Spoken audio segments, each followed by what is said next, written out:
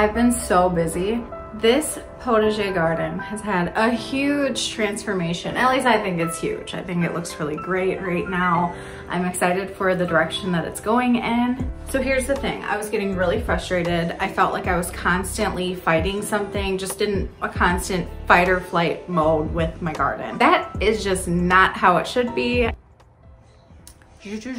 With the protege garden on the ground, I didn't realize, and I know this seems so simple, you would think that you would notice this or recognize that this would be an issue or something. I didn't realize how bad the pest pressure was going to be. So this season I was thinking like, no problem, I can grow these things. I was more worried about the new crops that I've never grown before. Because the gardens were on the ground, that meant that rabbits, moles, squirrels, oh my gosh, it's hard to deter a determined squirrel. But holy smokes, like I had it fenced, I had a little gate, like yeah, there was one like good opening, but they were coming underneath my greenhouse. They're coming through the holes, they're jumping over the fence. I saw a rabbit just clear over this 3-foot high fence, and it just seemed like it didn't even make a difference. But now that it was on the ground, oh, for sure, like full game on, nom nom nom. Am I gonna get a carrot? Like, am I gonna get a tomato? Am I gonna get cabbage? Like everything. And even though I had a bigger space, I was thinking like, well, at least I have more. So hopefully they just attack these certain plants and I can still squirrel away my own.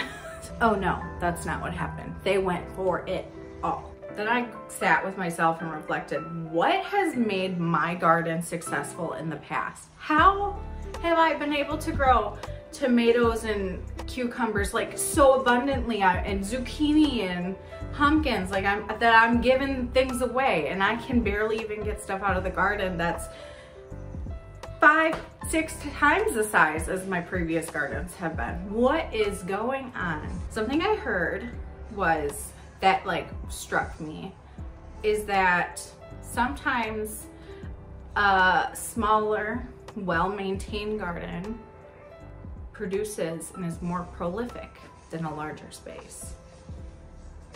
And so that really hit me, was okay, one of the reasons why my gardens were successful, I can for sure say this is a difference, is that they were much smaller. Because it was easy, it was small. I had 3 little raised beds that I made out of a shelf.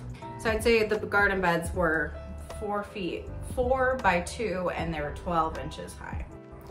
And I had 3 of them. And originally they were very close to my house, and then eventually I pushed them out to the back fence line that you saw in the videos from last year, 2020.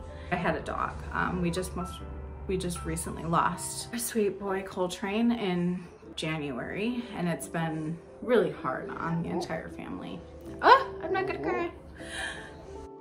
But that's another huge thing with pests, is that when you do have an animal, even if he's an old man that just kind of moseys his way around, he really does put some pressure on the rabbits and stuff and keeps them out, especially when he's out there.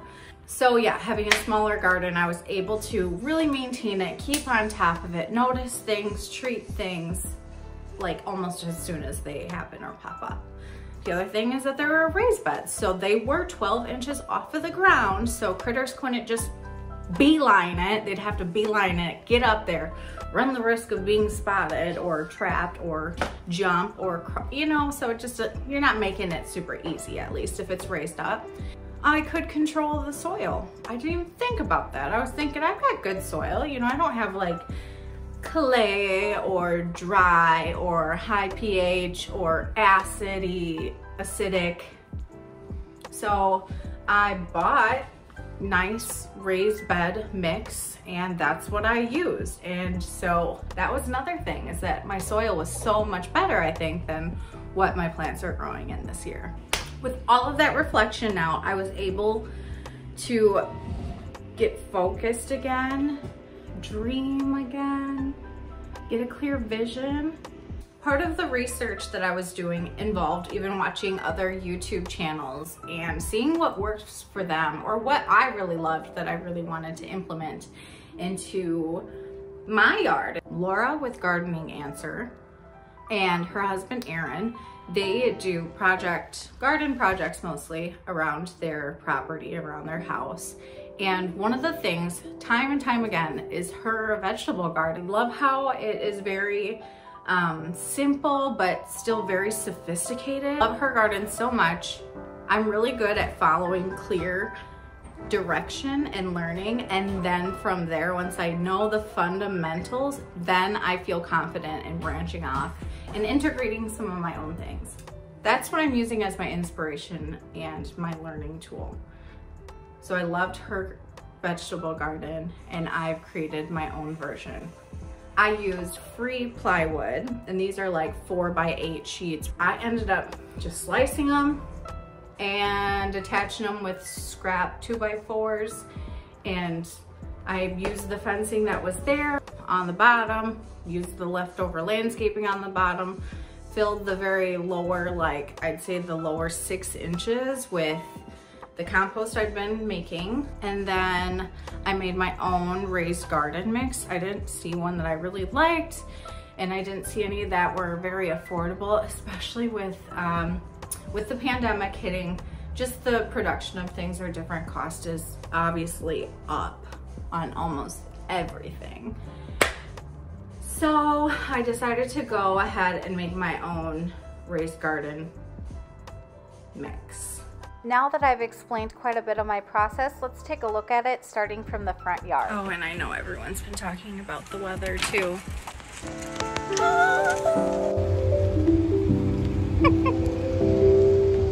Hi, Key. There's Holiday. Being naughty, trying to escape. Okay, I just wanted to quickly show you guys how the pots are doing since I did that quick fall end of summer container planting. There are some things that are eating up my mums. This is not a bad thing.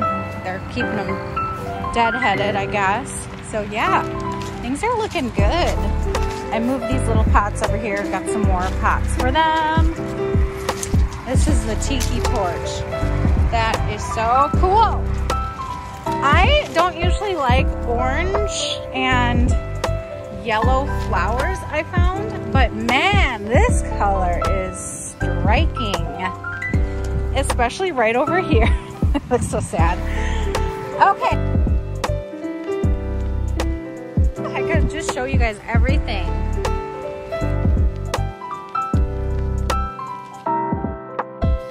More hydrangeas that are actually alive and looking good.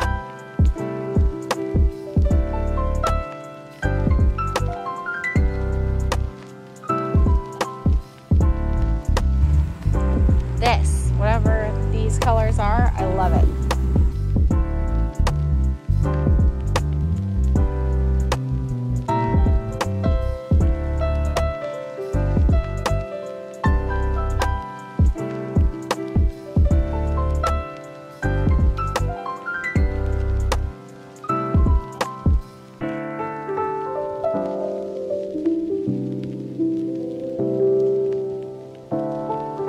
The outer boxes, I have 4 of them, 2 on each side. Those are 2 feet by 4 feet. All of the boxes are at least 12 inches off of the ground or high.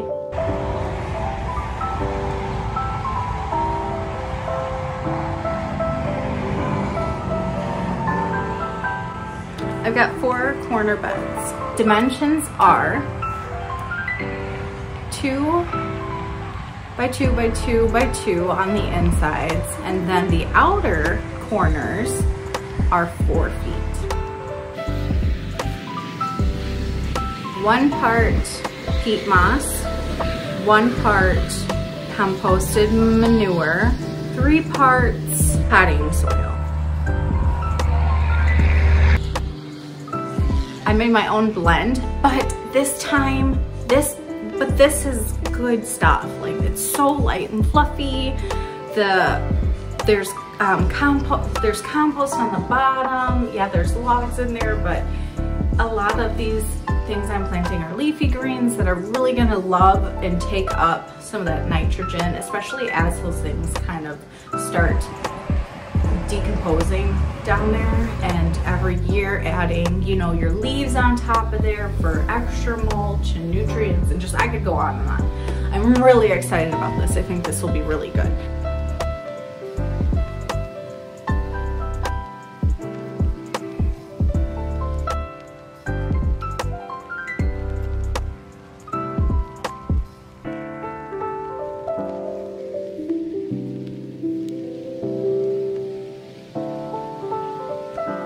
Positive vibes out there, like, you can do it. This is great. You look good.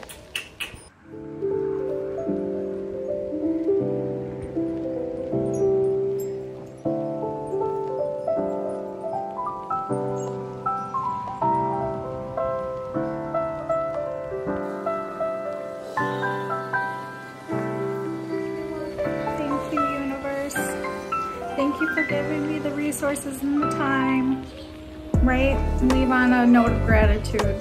I'm grateful to have had these resources, the time, a supportive husband, and the just physical ability to rip out what I had and put something totally new in. Even if this doesn't work out, this is already a success.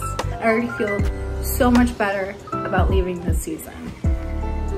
And that's what keeps me gardening.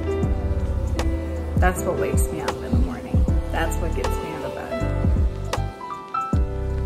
Yeah, how can I end this with some good information for myself to reflect back on, and then also too if anybody else is watching.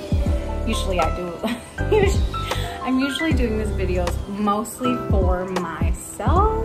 We have a riding lawnmower. Be able to have it come in here a couple of times, a couple of ways, get close enough. When you get discouraged, you're starting to feel really frustrated, it's a good time to go within and reflect. Do your research.